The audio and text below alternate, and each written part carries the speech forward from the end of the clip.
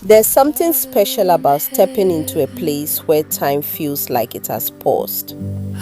Today, I spent the day at Arundel Castle, walking through history that has been carefully preserved for generations. The walls stand tall, not just as a structure, but as a reminder that history doesn't keep itself. It is protected, honored, and passed down.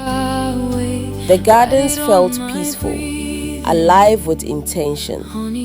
Every detail cared for, every path maintained, because someone understood the value of preserving what matters. And it made me think, what about us?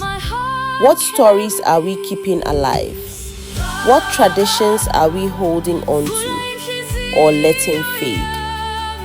Because one day, we too will become someone's history.